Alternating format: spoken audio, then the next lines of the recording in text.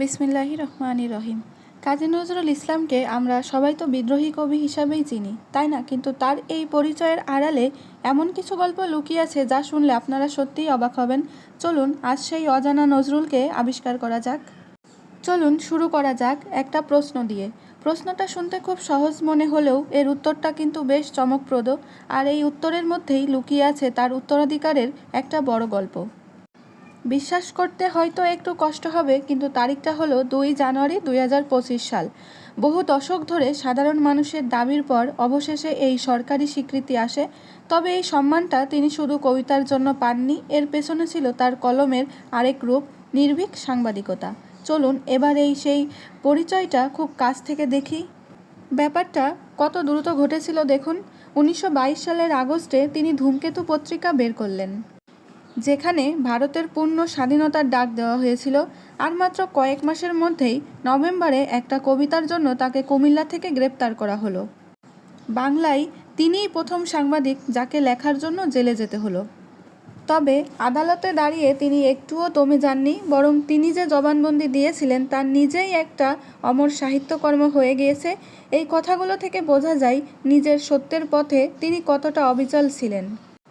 নজরুলের বিদ্রোহটা শুধু ব্রিটিশদের বিরুদ্ধে ছিল তা নয়, তার লড়াইটা ছিল সমাজের ভেতরের বিভেদ নিয়েও। ব্রিটিশদের তৈরি করা বিভাজনের বিরুদ্ধে দাঁড়িয়েই তিনি সবচেয়ে বড় উত্তরাধিকারটা গড়ে তুলেছিলেন। অনেকেই শুধু তাকে মুসলিমদের কবি বলে একটা গণ্ডির মধ্যে ফেলে দেন, কিন্তু সত্যিটা হলো তিনি সচেতনভাবেই এর পেছনে লড়েছেন। তিনি হতে চেয়েছিলেন গোটা মানবজাতির কবি, ব্রিটিশদের ভাগ করো শাসন করো নীতির বিরুদ্ধে এক বলিষ্ঠ কণ্ঠস্বর। আর এ লড়াইয়ের জন্য তিনি কি করেছিলেন জানেন? তিনি সাম্য সঙ্গীত লিখেছেন ঠিক ততটাই দরদ দিয়ে যতটা দরদ দিয়ে লিখেছিলেন ইসলামিক গজল। তার সাম্যবাদী কবিতার এই একটি লাইনই হয়তো তার পুরো দর্শনটা বোঝার জন্য যথেষ্ট। এই হৃদয়ের চেয়ে বড় কোনো মন্দির কাবা নাই, মানে মানুষের চেয়ে পবিত্র আর কিছু নেই। কিন্তু যে কণ্ঠ এতগুলো মানুষকে জাগিয়ে তুলেছিল, সেই কণ্ঠটা যে বড় অসময়ে চিরতরে থেমে যাবে তা কে জানত? শুরুটা হয়েছিল খুব দুঃখজনকভাবে। 1939 সালে তার স্ত্রী প্রমীলা অসুস্থ হয়ে পড়লেন। এর ঠিক পরেই 1942 সালে নজরুল নিজেও মারাত্মকভাবে অসুস্থ হয়ে কথা বলার শক্তি হারালেন। এরপর প্রায় 10টা বছর কেটে গেল ভুল চিকিৎসায়। শেষ পর্যন্ত 1953 সালে তাকে ইউরোপে নিয়ে যাওয়া হয়, আর সেখানেই ধরা পড়ল তার আসল রোগটা, পিক্স ডিজিজ।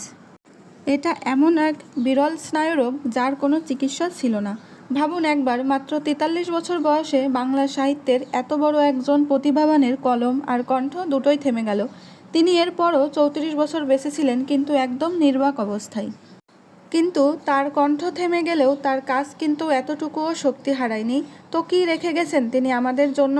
তার চূড়ান্ত উত্তরাধিকারটাই বাকি। তার ছোট্ট কর্মজীবনে তিনি গান লিখেছেন প্রায় 3000-এরও বেশি। এই গানগুলো যা আমরা নজরুল সঙ্গীত হিসেবে চিনি, বাংলা সঙ্গীত আর সাহিত্যকে একেবারে নতুনভাবে সাজিয়ে দিয়েছে। তার সম্মান কোনো কাঁটাতারে আটকে থাকেনি। দেখুন, 1929 সালেই কলকাতার মানুষ তাকে জাতীয় কবির সম্মান দেয়, ভারত সরকার তাকে পদ্মভূষণ দেয়। আবার স্বাধীনতার পর 1972 সালে তাকে নবগঠিত বাংলাদেশে আনা হয়, নাগরিকত্ব এবং 21শে পদক দেওয়া হয়। আর সবশেষে যা দিয়ে আমরা শুরু করেছিলাম, 2025 সালে আসে চূড়ান্ত রাষ্ট্রীয় স্বীকৃতি। মানে প্রায় 100 বছর ধরে তিনি দুই বাংলাতে সমানভাবেই সম্মানিত। সবশেষে একটা প্রশ্ন থেকে যায়, আজ 1 শতাব্দী পরেও যখন পৃথিবী জুড়ে এত বিভেদ, এত অন্যায়, তখন নজরুলের সেই বিদ্রোহ আর সাম্যের কথাগুলো কি আগের চেয়েও বেশি প্রাসঙ্গিক হয়ে ওঠেনি? এই প্রশ্নটা আজ আমাদের সবারই ভাবা দরকার। ধন্যবাদ সবাইকে।